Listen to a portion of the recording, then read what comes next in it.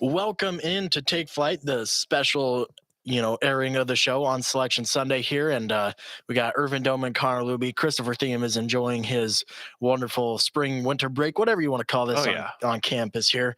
And we're a couple regions in here.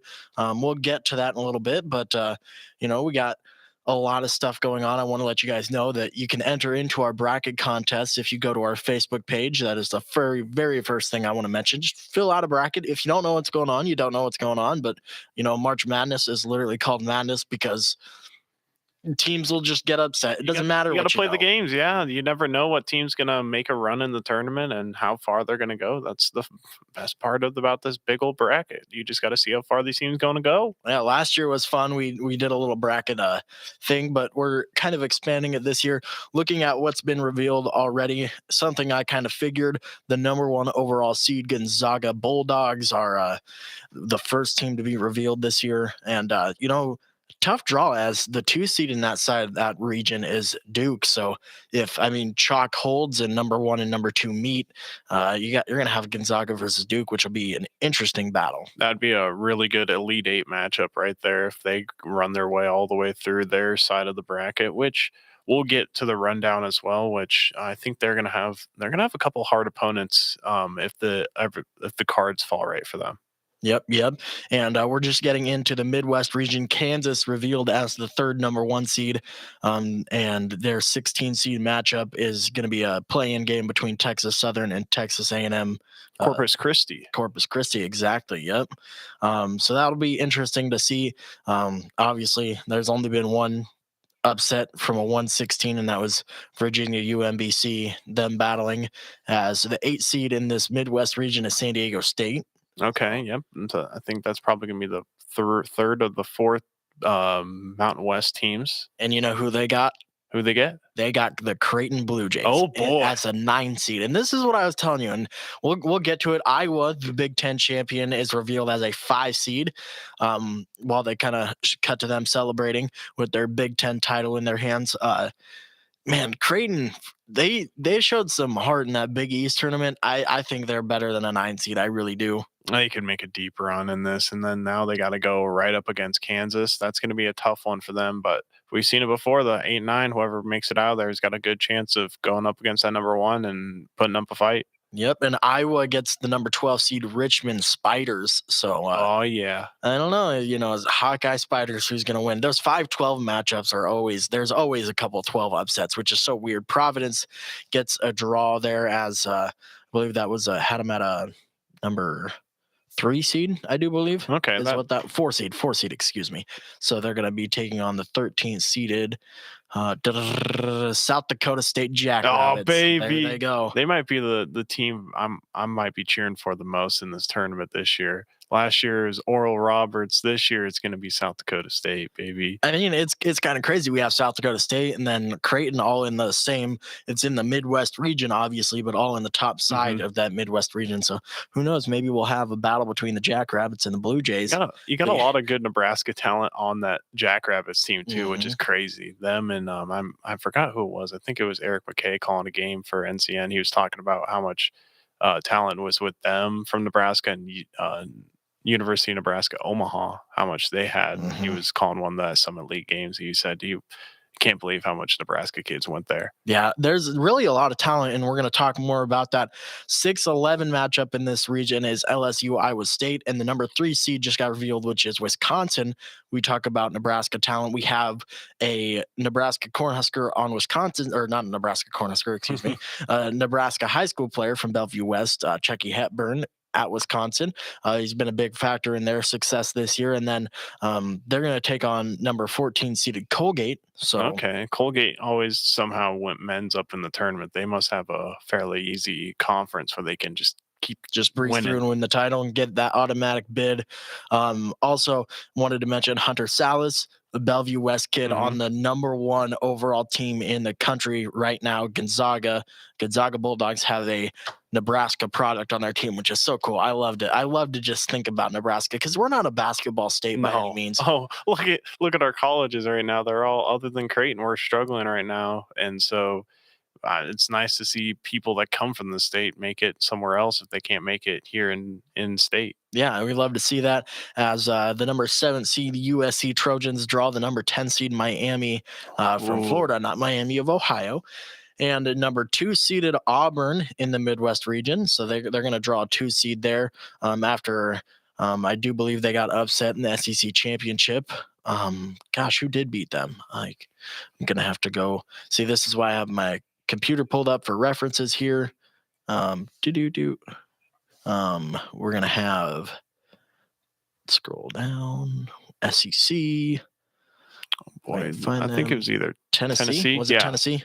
I was deciding between Tennessee or Alabama. I couldn't think of which one beat them, but yeah, it was either one or the other. So Tennessee got them. And Auburn's going to draw Jacksonville State. So Okay. that clears the Midwest region. And going back to some stuff that we missed before we got on the opposite side of the bracket here in the West region, Arizona drew the 1 seed. The 2 seed in that region was Villanova.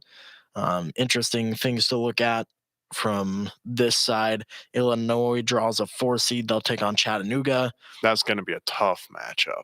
Yeah, I was just kind of listening into what some of the experts. Who's really an expert at March Madness? That's the thing. You just make your best guess, and you just gotta pat yourself on the back when it's right. Yeah, so he said Chattanooga will make the Sweet 16, is what he said. So he feels very good about that squad they have there. I feel like them and Murray State, some of these smaller schools that went into this tournament ranked are gonna have pretty good fortunes. Yeah, and then in that same South region, excuse me, we're gonna have Colorado State taking on Michigan. And if I were to just mention those team names, you would probably have Michigan as the higher seed just based off a name, like not how they played this year. But if it's just like a random year and you're like Michigan, Colorado State, who would be the higher seed? Yeah, You'd think Michigan, but that is not the case this year. Colorado State, the 6th seed, Michigan 11, and I'd probably take when I fill out my bracket. I'm probably gonna take Michigan just because I feel like, and March is so crazy because yeah, I don't know.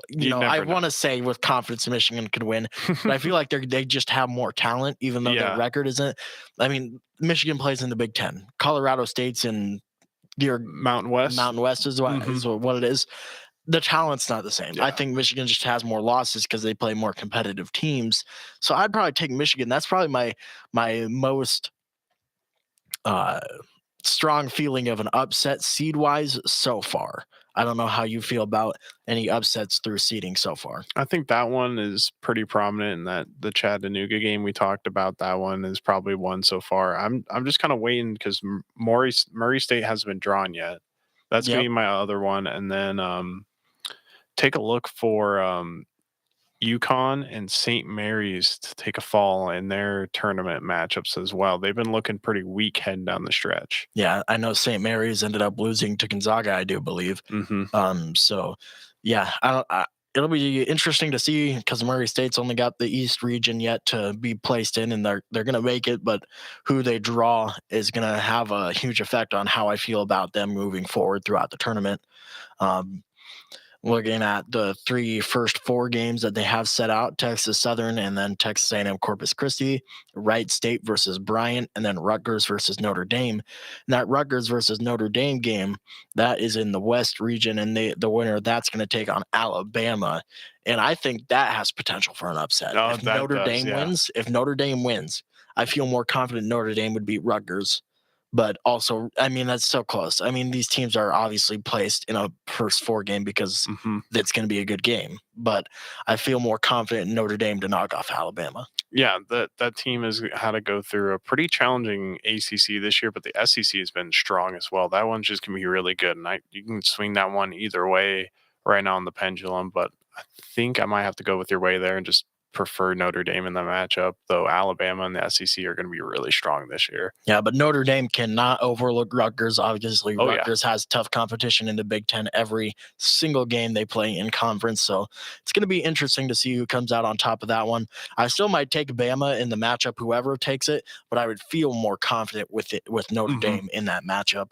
How many teams are coming out of the Big Ten, or how many do we have so far? Let's see. Let's go down. So we got Michigan, Rutgers, Michigan State, Illinois, Wisconsin, State, Illinois, Michigan, Ohio State, Wisconsin, Iowa, Wisconsin. 6 so far. Rutgers. And then Rutgers has the first 4 teams. So 7 in total out of the 14. So, Good year for Big Ten this year. yeah, a solid year, I believe. Let me swing on over as we are getting back in as Baylor earns the last number 1 seed here. Okay. We'll get back into what's happening there, but I want to take a peek at what Andy Katz had. He had predicted 9 total teams in for the Big Ten, so we'll see what happens. As like I said, Baylor gets the 1 seed, and the 16 seed is going to be, and we patiently await. Is this one give me a playing game? It's Norfolk State. Okay. So Norfolk gets some representation. Norfolk, Virginia. No, Norfolk, Nebraska. It's like the Hawks are going to travel on and play Baylor. That's kind of what they mean. I want to go to Hutchinson, Kansas, baby. I don't want to be going out to wherever they're playing this matchup. We need to get the Fort Hutchinson. Worth, Texas is where that one's going to take place on Thursday. North Carolina, an 8 seed in the East region, and they're going to take on the 9-seeded. And patiently waiting as we're all anticipating. North Carolina also upsetting. They take on Marquette. But North Carolina beating Duke in Coach K's last game in Cameron Indoor is gonna be just, you talk about a rivalry that runs deep. Yeah. And to do that is, it's got to feel so good for them. North Carolina's another team kind of like Creighton, where I think they could have a good possibility of upsetting that Baylor in the number 1 matchup. I mean, North Carolina, it's North Carolina.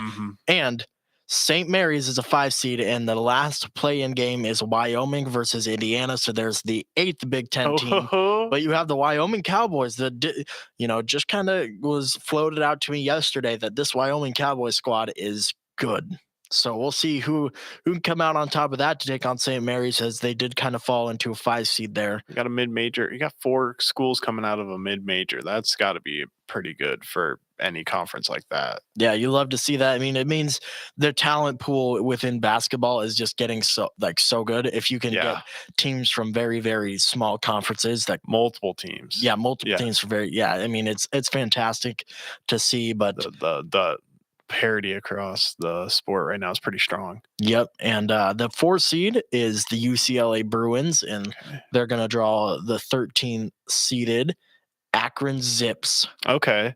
I haven't heard much about Akron this year, but they've been kind of projected to be in the tournament throughout the season. So they must have just had that MAC on lock the whole season. I mean, they must have. I mean, got that MAC. You got that LeBron genetics and Steph Curry born in Akron as well. So it runs deep there for the Zips, as Texas earns the 6th seed and takes on the ACC champions, Virginia Tech Hokies.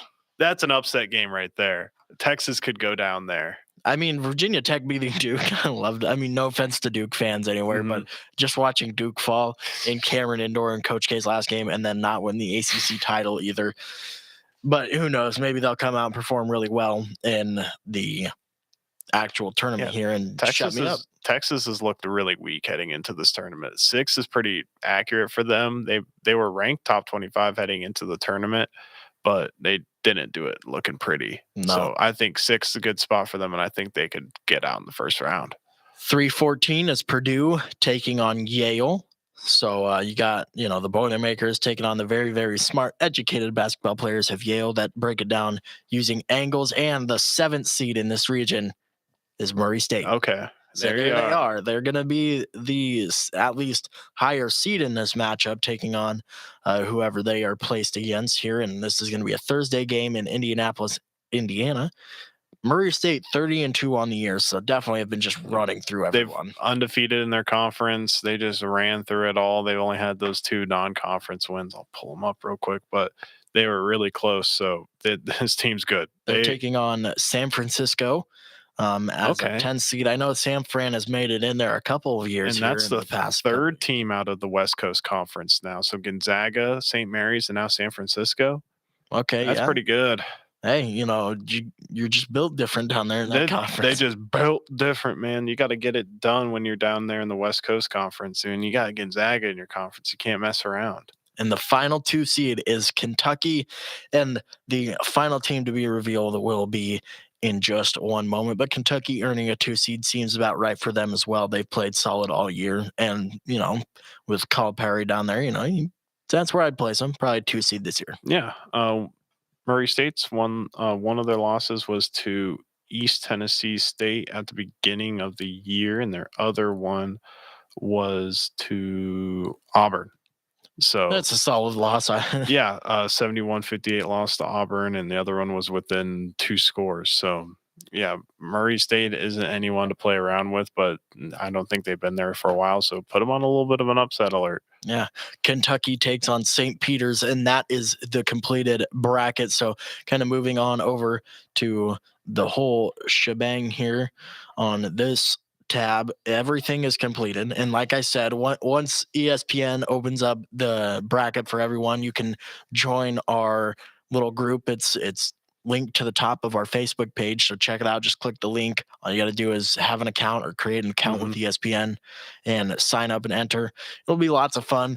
But yeah, we are through with all the seedings and teams that have made it this year.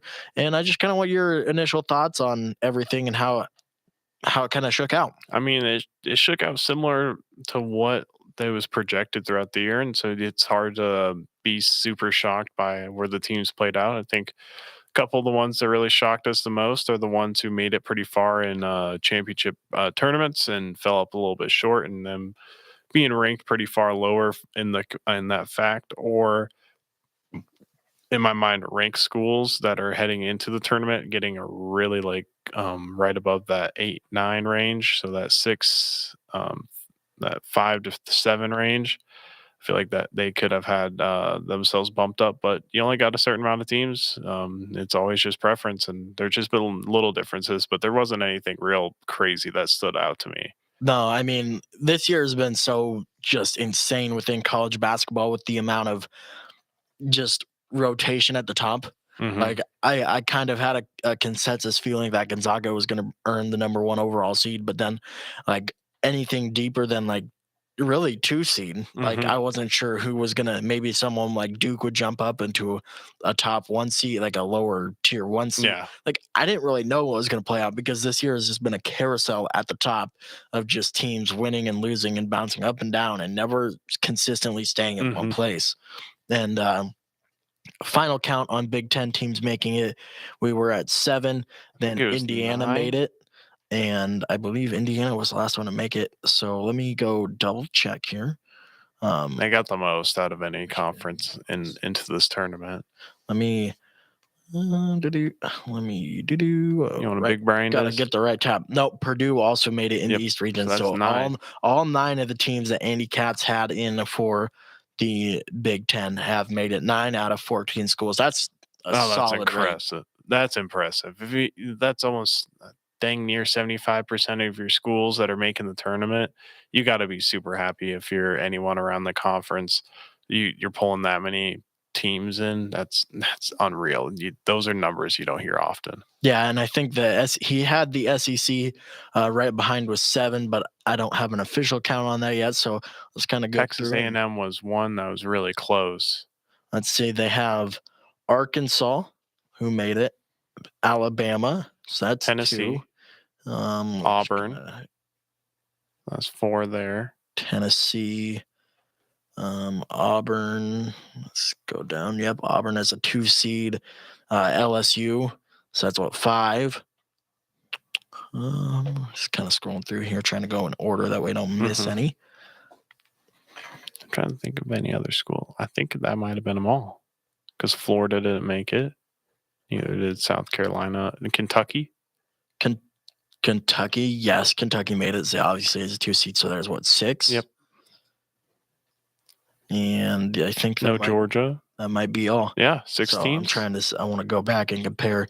He had Auburn, Kentucky, Tennessee, Arkansas, SU, Bama, Texas A&M. So which one of those teams? Texas A&M. Texas A&M did not make it. Yeah, they were one of the bubble teams that he had listed down as one of the ones that could have been the first 4 in or first 4 out, and I guess they fell short.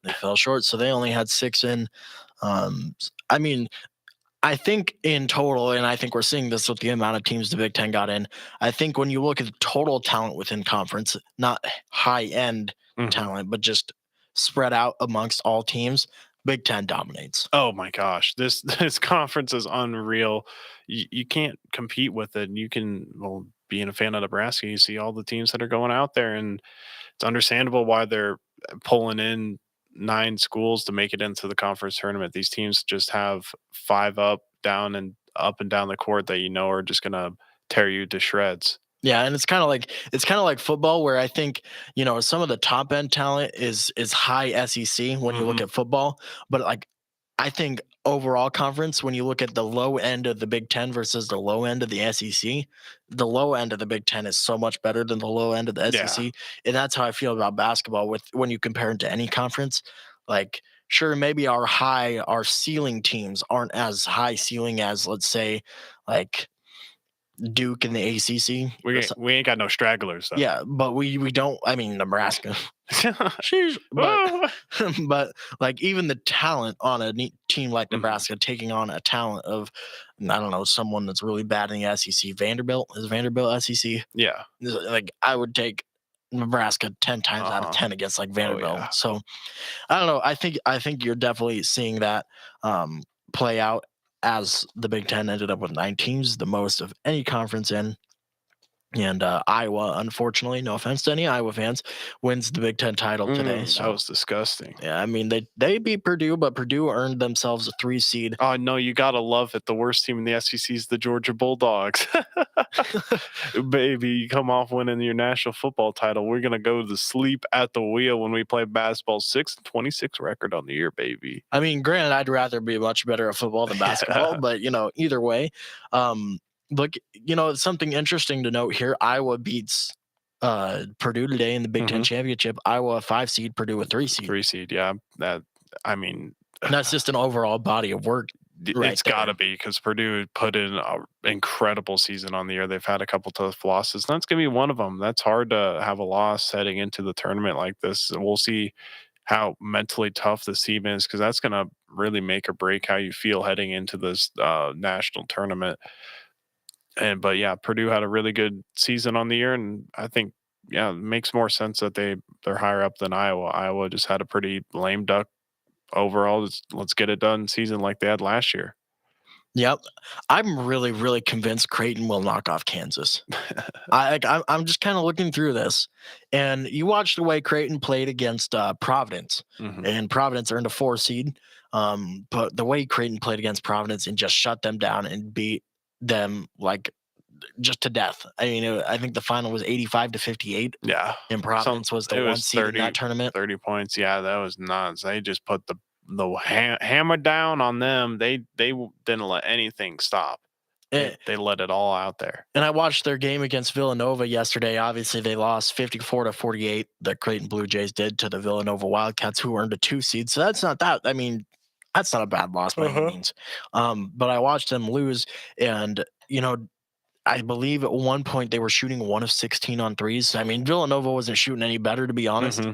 But uh, Look at the box score. That's pretty low scoring. that's a low scoring game. But I don't know, something about this Creighton team just screams upset at me. Like They're going in there with not a whole lot of eyes on them. They're just kind of trying to get things done. They just want to have a nice tournament run. No one's really looking at them right now, and especially you're coming off that loss. Not a whole lot of people are going to be looking at you. Yeah, they have a really got a good possibility of just tearing stuff up in the tournament. So I want your opinion on this. Murray State, we're going to say Hmm. you're probably going to have them beating San Francisco in your Yeah. bracket.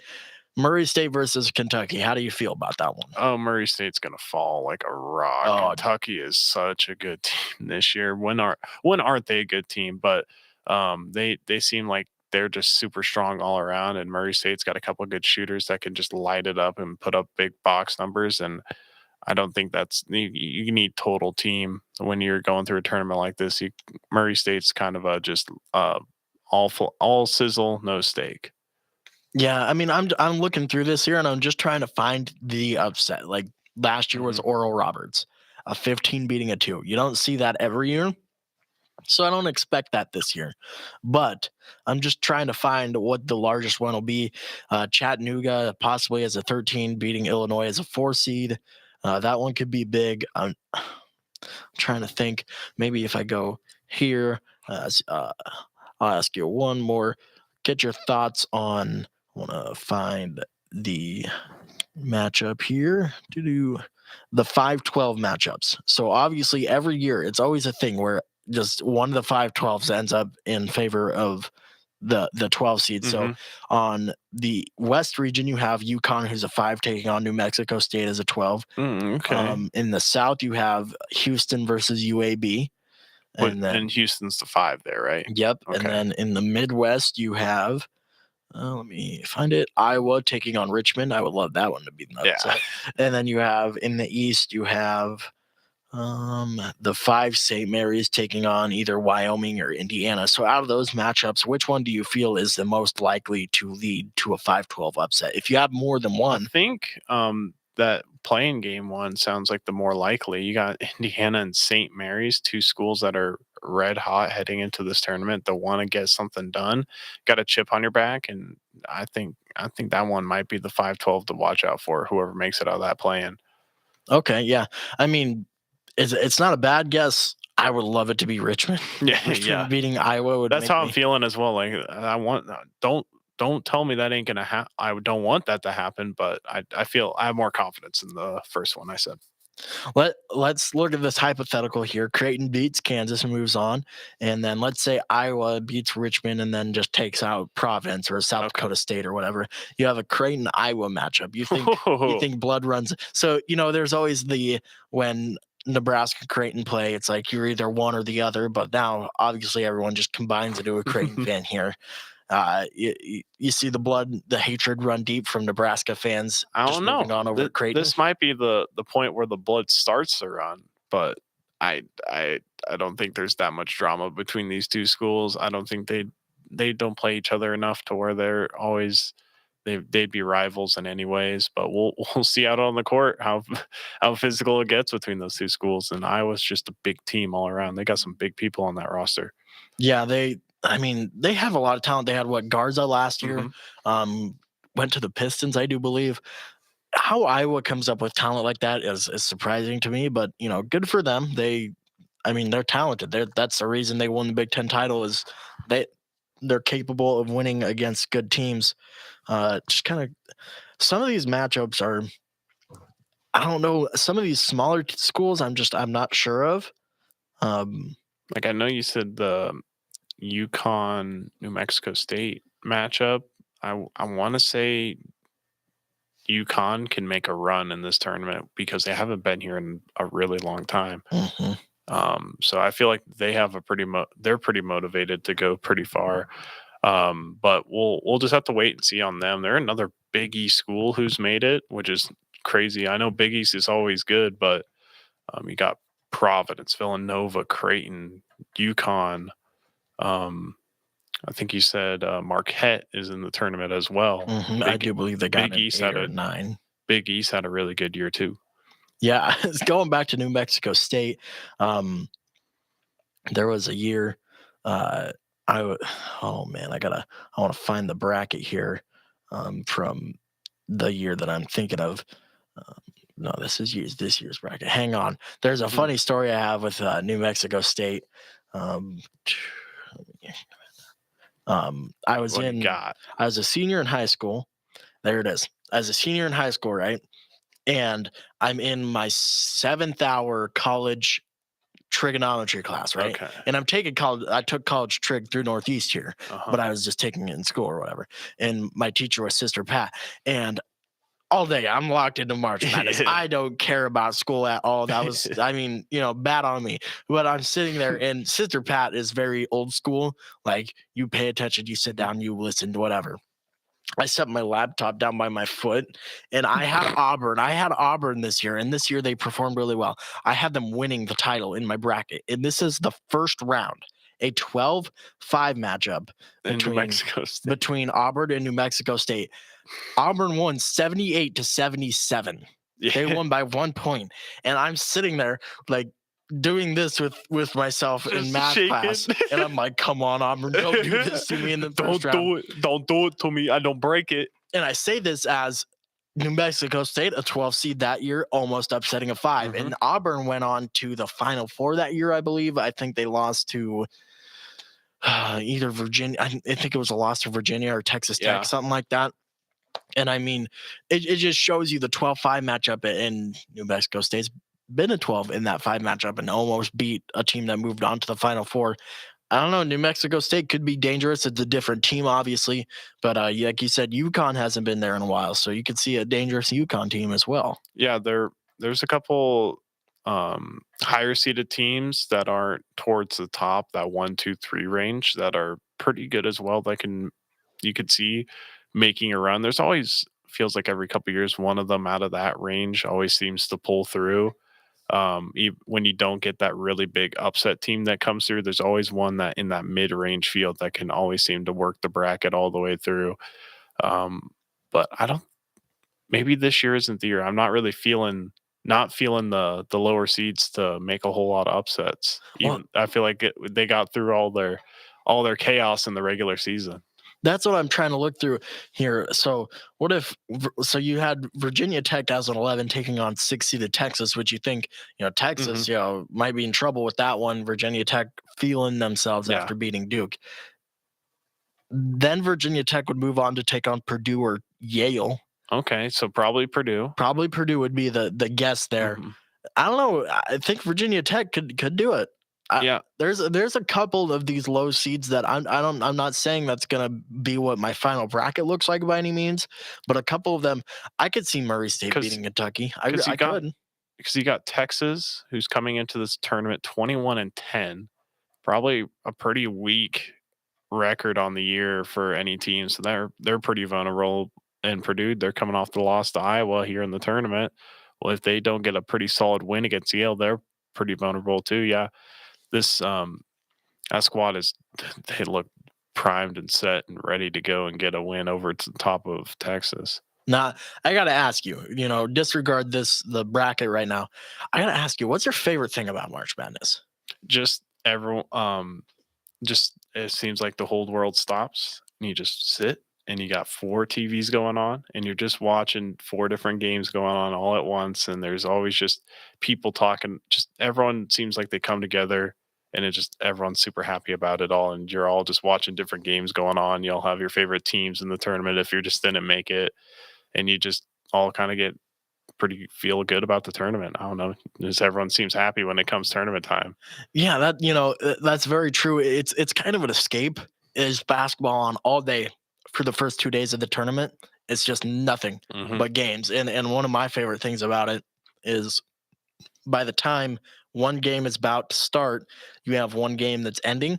At least once you get through the first game starting. Yeah. So it's like you're gonna have 3 minutes on the clock of this intense game, and then by the time that one ends, then there's gotta 3 minutes on boom. the clock of this intense game while one game's starting, and it's just a rotation for 8 hours of intense basketball. Win or go home. It is amazing. And now that I think about it, last year we were on break as Hmm. well because we went up to Burwell and we were at the cabin with Yep. Lance Luke and everyone just having fun, and we were watching the tournament. The We were playing tournament, yeah. 2K, having a great time, and I think that's the best part about it. It's a real good just escape, and it's just Mhm. basketball. And if you're into sports, and even if you're not, like I've seen people that fill out brackets just to fill them out like a work pool or Yeah. whatever. It's like, oh well, I like Tigers. I'm going to take the LSU Tigers to go all the way, Yeah. and then they have a vested interest in watching the game and be like, come on, Tigers, go. And even Bro. sports fans that don't really care get involved, so it's fun. Yeah, like I think everyone in my high school filled out a bracket. We all made a pool of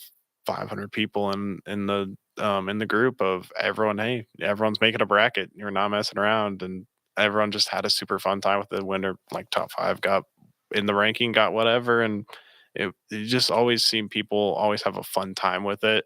Let alone the contest they bring with it, and just everyone's just sitting around watching games. It's no one's upset watching some basketball games unless your team is about ready to Yeah, unless you're kick like dirt. a really hard Duke fan or a blue blood program fan, and they're Just wait till about to get upset. Nebraska's get in there, then I have a different. No, No, don't lose. Come on. don't lose in the first round again. Come on, Tim Miles Jr. Yeah. Lead us to the promised land. Come on. Please, Fred do it. Hoiberg couldn't do it. But no, I mean it's a fantastic time of year. And I mean, it's great to be on break to kind of be able to enjoy the first round of this and not have to worry about too much going on. And like I said, for anyone that really wants to enter, go to the top of our station. If you don't know what's going on, I'm considering that if you're probably watching this, you know what's going on. But if you don't really care, just fill one out anyway. Why not? Yeah, just fill one out. You got an autofill on there. Maybe just send it on that. See what you get out of it. If you don't know any of the teams at all in the conference or heading into the tournament, what their records are, how their teams have stacked up, just get some advice from some other people that might know and see how far you can go. Yeah, it's a fun time. I really do think it is. You got 25 different brackets you can fill out too. So I'll fill them all out. I have 3 accounts on ESPN. You can bet I'm filling out 75 brackets. I'm filling out 75 brackets because, a little spiel here. I want to be the first person to ever record a perfect bracket.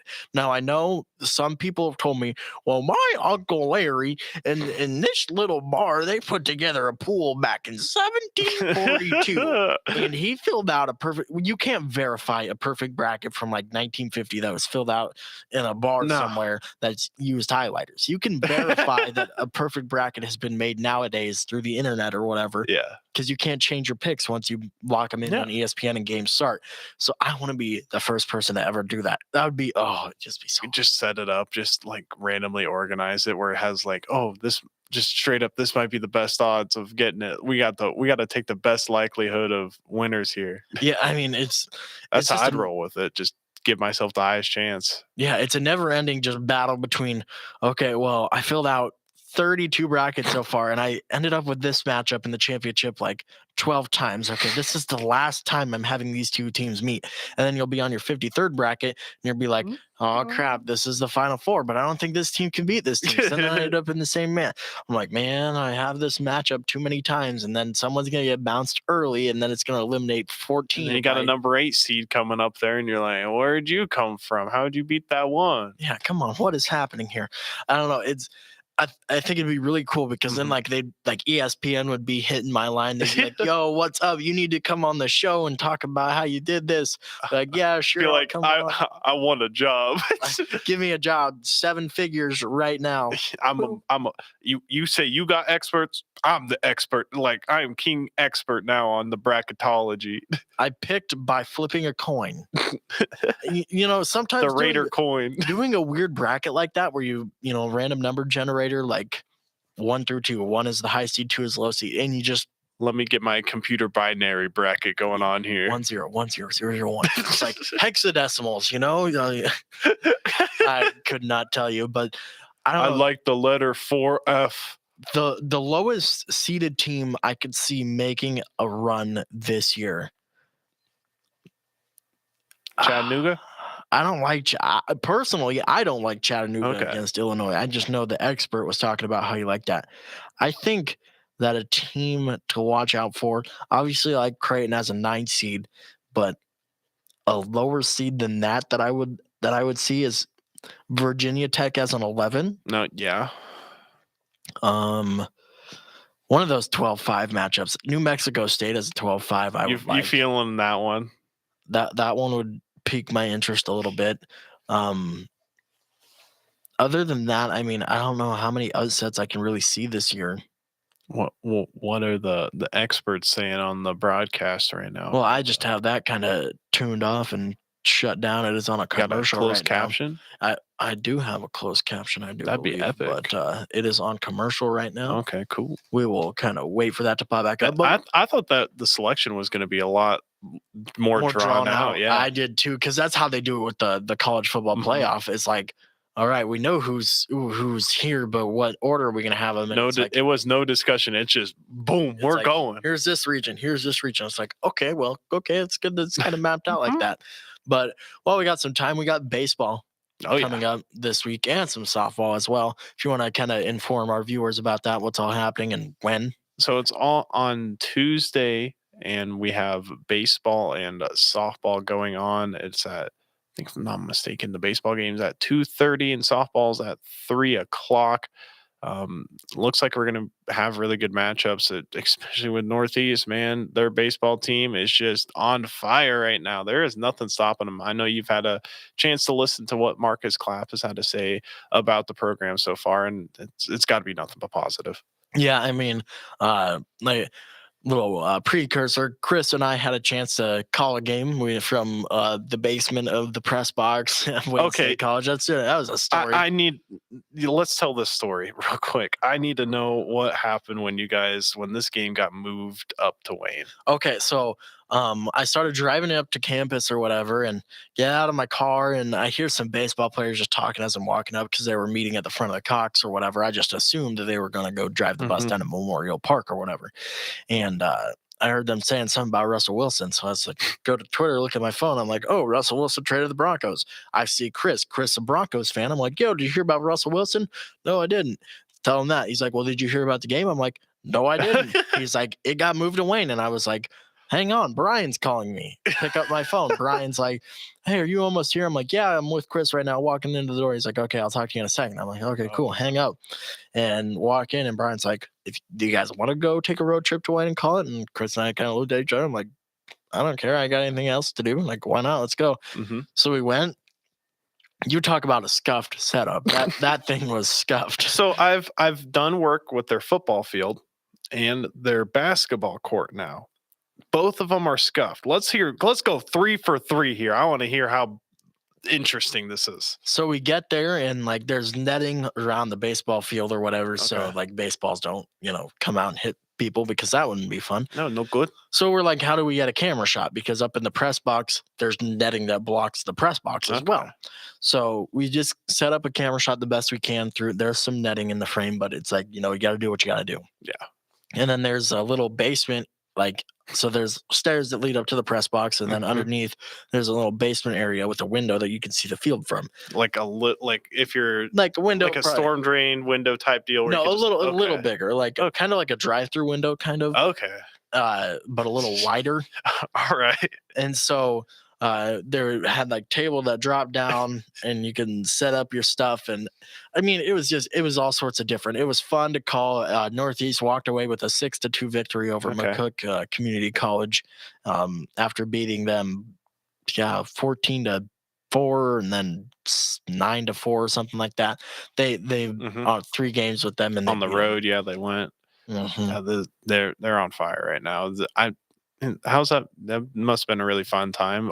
Just going somewhere different to set up for a broadcast is always interesting. Just kind of getting to feel like you always have an idea of what the broadcast is going to be like, but there's always different hiccups you have when you're going to different locations if you just don't know what you're doing there. Yeah, I mean, it's like, okay, does this work? Does this work? Brian's like, is there Ethernet hooked up to this? I don't know if we have it turned on yet or not. Well, I guess we'll check it and find out. And then we hooked up to their Wayne State College guest and did a speed test, and the speed test numbers were through the roof. They got some Wi-Fi out there. 200. They got the Wi-Fi out there. I mean, it was crazy, but we got it put together. We ran it, and it was my first look at the baseball team. What'd you think of them? I was pretty impressed. I mean, there were a few hiccups. I think we didn't really score consistently. We came off and we scored 4 runs in the top of the first. Excuse me. Okay. Bottom. No, top. Wait, no, bottom. Bottom. Yeah, we're the home team. Bottom of the first. So we scored 4 runs in the bottom of the first, and then we scored a run in the bottom of the second, run in the bottom of the third, and then for the next 4 innings was just goose eggs. We had Taylor Gill. Turner Gill played for the Huskers back in the day, so I got that confused. Taylor Gill was up to bat with the bases loaded, but 2 outs, stranded 3 on the bases. So I was like, crap. But other than a couple missed opportunities offensively, we took advantage of some errors that McCook had. Looked solid, played pretty good. Nothing to complain about, and I'm kind of excited to see what they have coming up this Tuesday.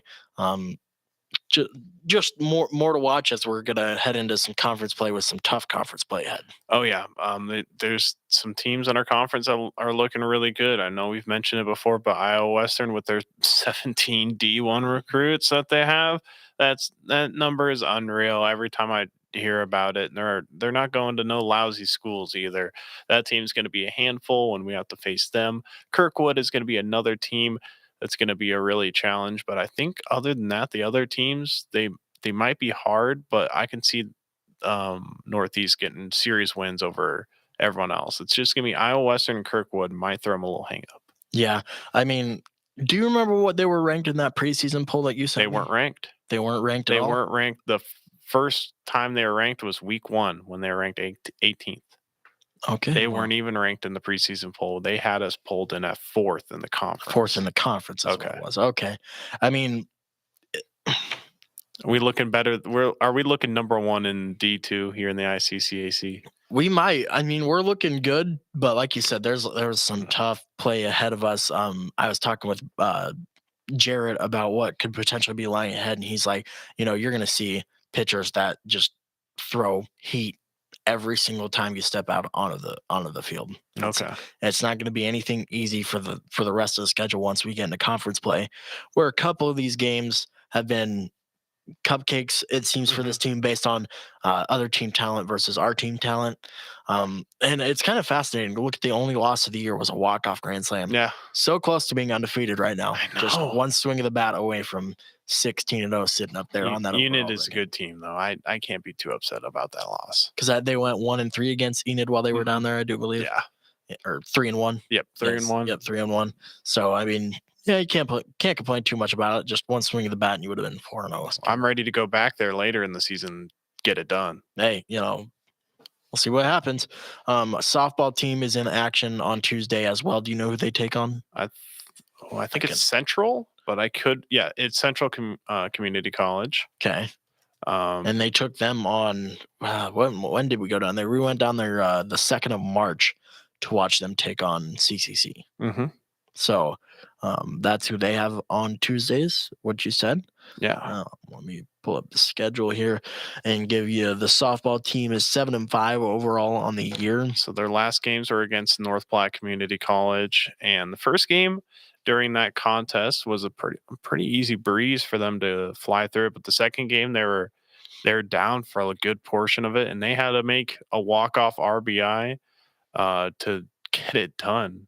Okay. So that's how they had to bring put in Nikki Peters, pinch runner, and then I think it was I don't think it was Greta who hit it. I think it was Michaela Forsberg. Okay. She was the one who hit the RBI, brought Nikki on around, and they're able to get it done. I had a pleasure of calling that one down at Tawazuka, and that one, that was probably one of my favorite calls in a hot minute, and that we've had over on that front, on the baseball softball front, because that came down to the wire. I loved every minute of that one. Well, I got to ask you, because Peyton was your color guy for that. How'd that kind of go? Because I know Peyton was kind of stepping outside of his comfort zone, and I brought him out of his comfort zone. Yeah. So you said it was one of your favorite that you've done in a while. How'd that kind of go? It was an interesting dynamic. He's not really a whole talkative person. We've been around him enough where he's not really that vocal about much of anything. He just kind of says what he needs to say, and that's how it was on the broadcast. He just kind of got to the point, said what he said, and we had a pretty solid broadcast. Good. That's good. They've been on a postponed cancellation streak right now. They were supposed. They had the one in Southeast that I wanted to go to, and that one got postponed. And so to start off the streak of postponements and cancellations, you had those 2 games on Friday, the 4th that you and Peyton were dealing with. And then on Saturday, those games against North Platte were postponed because of weather. Mm-hmm. And then on Sunday, they were supposed to go to Southeast in Beatrice, I do believe. And those were postponed. And then Saturday, the 12th, which was yesterday, they were supposed to take on North Dakota State College of Science, canceled. So they've had 6 games either postponed or canceled. They're on quite a streak right now. Yeah, it's been we've been dealing with some inclement weather lately, so it's hard to manage when you got an outdoor field and it's all sod and dirt. Where got the luxury of what we saw in Columbus with the turf field. We got dirt field, and you can't play when that thing's mud. Yeah, and I mentioned that to Chris on the basketball broadcast. I was like, it was so weird seeing them in just sneakers, not even just molded cleats. I can understand no metal cleats, but not even molded cleats out there. But yeah, they take on CCC 3 and 5 is the start times for those games of that doubleheader. And as we get ready to wrap up here, some closing thoughts. Not that you have to make a firm prediction. I'm not saying you can't change your boy. mind. Not that you're welcome to change your I know mind where this is going. throughout time. But crown a champion April 4th. But instead of doing it April 4th, do it March 13th. Who do you have winning? Who do I have winning? I'm going to roll with.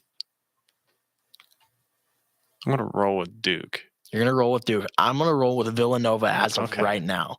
Villanova is a 2 seed. They have Arizona in the 1 seed at the top of their bracket. I think Duke is going to go on a revenge tour in this tournament. I think they're just going to tear stuff up. Duke's got to see the thing is their 1 seed is Gonzaga that they have to get through. If they do meet now, Gonzaga and Duke obviously have to beat their opponents to get there. But Gonzaga is going to be a tough 1 seed out. I think they got the muscle to get it done there. I mean, I want to see it happen. I think Gonzaga is going to finally meet their maker sometime in this tournament. I think it's going to happen with Duke, and Duke's going to take that all the way to the house. So Coach K's last year, you have him going out with the title. And I'll take Villanova for now. I don't feel too strongly about it, but I do think they probably have the easiest run, at least to the Elite Eight. They would have to take on Loyola Chicago, Ohio State. We saw Ohio State lost to Nebraska. I mean, and then you would either have you'd probably have Tennessee or Colorado State. Either or there, Michigan. I mean, I think that's the easiest run to the Elite Eight, and then you'd have to run into Arizona as the 1 seed. Arizona hasn't had a pretty good track record on the year either, so they've had some pretty brutal losses that drop them down a couple pegs. So I think Villanova probably would have the easiest run up to the 1 seed, and their 1 seed still isn't super, super dominant. But like we said at the top of the whole college basketball world, no one's been outstanding throughout the whole year. Oh, yeah. Obviously, you could tell Gonzaga was going to be the number 1 overall seed, but they still had their bumps and hitches throughout the road. So it's like, you got to roll with what you roll with. But like I said, I have Villanova. You have Duke as of right now. On a confidence meter of 1 through 10, how do you feel about Duke? I feel like a solid 7. Solid 7. Like they're not. They have a good chance of not getting past Gonzaga, but you got to feel strong about. I feel strong about it. I feel like a solid 6 with Villanova. Okay. That's probably where I'm at. You got any closing thoughts here? I'm ready for some March Madness, baby. We're starting to wrap up the basketball season. I love how you just get around this time. All you do is you open up your social medias and you try to look for sports posts, and all it is just people going nuts on the court.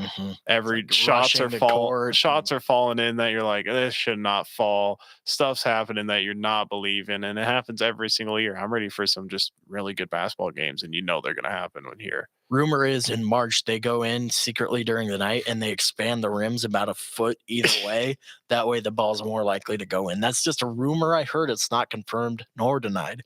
I ain't denying nothing. Just so you guys know, the first round starts on the 17th and 18th, which I do believe is Thursday and Friday. So you can look for games. I mean, the first 4, those start on the 15th and 16th, so you can keep your eyes on those. But for actual first round games, those start the 17th and 18th. So I'll be excited for that Thursday and Friday. Unfortunately, I won't be able to eat some wings while I'm watching on Friday, but maybe on Thursday I'll go get double the wings. Go to B-Dubs, send it. Big dog, we'll have to send it on down there. We got a week off. Yeah, I don't even know if B-Dubs is gonna have enough TVs. B-Dubs got plenty of TVs. They do. But you're set there. I'm excited, and I hope you guys, like I said, join our Take Flight group. Go to our Facebook page. A link to the top of the page at 1017 The Nest /Hawk TV. It's right there at the top. Join. Have some fun. Interact with us on the post. If you feel like this team's going to win, talk some trash. Keep it, family friendly, but say, got to be competitive. Yeah. Say, Ervin, what do you know about basketball? You're a joke. Villanova, really? Come on, Connor. What do you do? This bracket is delirious. Get your head out of the tunnel. Yeah, come on. Let's do better. But I just want fan involvement. So if you guys are listening, just throw out a random bracket. Have some fun. Go enjoy it. But I think we're about to wrap up. For Connor Luby and Ervin Doman, Brian Anderson switching for us. We appreciate it. And we appreciate you watching. And this has been Take Flight.